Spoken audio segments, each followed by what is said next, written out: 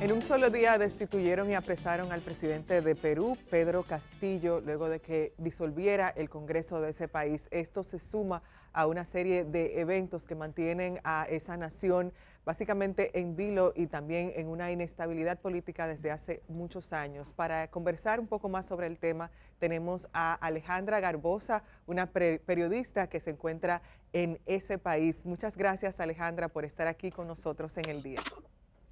Hola, ¿cómo estás? Efectivamente, hace 5 años venimos en una crisis política. Tenemos ya 6 presidentes a la fecha, con la última que se acaba de sumar, la primera presidenta mujer, Dina Boluarte. Alejandra, tenemos un corte de lo que dijo el presidente de Perú ayer cuando se dirigía en un comentario a la nación. Vamos a verlo y luego seguimos contigo. Perfecto. Los adversarios políticos más extremos, en un acto inédito, se unen con el único propósito de hacer fracasar al gobierno para tomar el poder sin haber ganado previamente una elección. Esta situación intolerable no puede continuar. Por lo que, en atención al reclamo ciudadano a lo largo y ancho del país, tomamos la decisión de establecer un gobierno de excepción orientado a restablecer el Estado de Derecho y la democracia, a cuyo efecto se dictan las siguientes medidas. Disolver temporalmente el Congreso de la República e instaurar un gobierno de emergencia excepcional. Convocar en el más breve plazo a elecciones para un nuevo Congreso con facultades constituyentes para elaborar una nueva Constitución en un plazo no mayor de 9 meses. A partir de la fecha y hasta que se instaure el nuevo... Ahí vimos, Alejandra, al presidente de Perú, Pedro Castillo, cuando se refería a la nación. ¿Podrías explicarnos un poco cómo llegó hasta este punto la situación en tu país?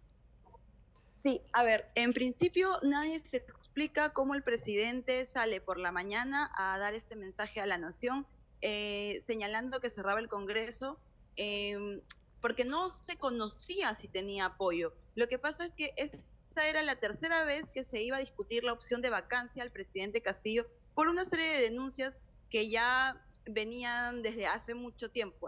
Para tener un contexto, el presidente lleva más o menos 1 año y medio en el gobierno. Entonces, por tercera vez se iba a discutir esto en el Congreso. Ya se señalaba que probablemente sí conseguirían los votos suficientes para poder sacarlo por incapacidad moral, y probablemente eso es lo que llevó a Pedro Castillo por la mañana a señalar y como a adelantarse al Congreso de la República a cerrarlo, porque de esta forma ya no se podía discutir el tema de la vacancia. Se dice Sin también, embargo, sí, Alejandra, sí, continúa. claro, pero esto no era constitucional, o sea, no habían formas legales, llamémoslo así, para poder cerrar el Congreso de la República, o sea, no tenía mucho sentido. El presidente, bueno, Pedro Castillo intentó ir hacia la Embajada de México. ¿Cuál es la relación que tiene Pedro Castillo con México? Ahí viene el punto, que él termina de dar el mensaje y sale con maletas de Palacio de Gobierno. Entonces, si tú estás en una posición de poder, llamémoslo así, porque él estaba cerrando el Congreso de la República, nadie se explica por qué se iba y por qué además a México. Yo creo que tiene que ver mucho con la izquierda. En México pues está AMLO y es partido de la izquierda, y Pedro Castillo también. Han tenido reuniones previas el año pasado, y bueno, desde Perú, uno de los últimos titulares es que el embajador ha dicho que si Pedro Castillo llegaba a pedir el asilo, sí se lo iban a dar. Sin embargo, y curiosamente, la congestión vehicular de Lima evitó que Pedro Castillo llegara a la embajada. Evidentemente la policía lo persiguió porque además estaba en flagrancia, y lo detuvieron cuadras antes de llegar a la Embajada de México, porque claro, ya entraba y era como casi imposible sacarlo si es que le aprobaban el asilo, ¿no? También vimos, bueno, pude ver en la prensa peruana que se relaciona al presidente Pedro Castillo con Sendero Luminoso y también se habla de casos de corrupción que involucran a parte de su familia. ¿Cómo podrías, Alejandra, explicarnos esto? A ver, Primero que sí, la familia está muy involucrada. Hay una sobrina de la que se habla mucho que habría recibido dinero para entregar dinero a otras personas. Hay mucho tema de tráfico de influencias, de posicionar a personas en lugares claves del gobierno para poder manejar contratos. Mira, todo esto ha pasado en 1 año y medio. Estas denuncias ya se venían dando desde hace un tiempo, inclusive también está involucrada la primera dama, a quien buscaban horas después de que Pedro Castillo ya se encontrara en la prefectura, y para poder detenerla y poder esclarecer lo que ya se viene comentando. Básicamente todo se relaciona con temas de dinero y de contrato. Aquí se habla, en su campaña él dijo mucho lo de no más pobres en un país rico, pero claro, aquí hay claramente hay alguien que se hizo más rico que muchas que otras personas, ¿no? Entonces, sí, también tiene temas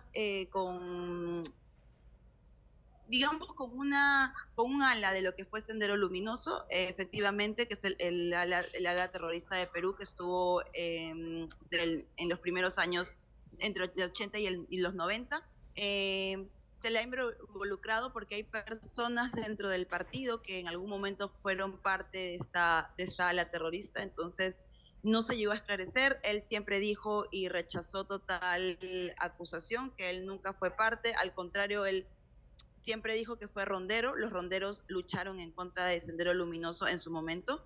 Sí. Entonces, se supone que él estaba en contra de esta situación. Alejandra, pero hay personas involucradas y así. Claro, vemos a Alejandra en pantalla, sí, a la nueva presidenta cuando se juramentaba en el día de ayer. ¿Podrías explicarnos brevemente sobre esta señora y también, bueno, recordar que ella era vicepresidenta de quien sale ahora, Pedro Castillo? Sí, así es. Dina Boluarte, curiosamente, es la primera presidenta que tiene el Perú en toda su etapa de república.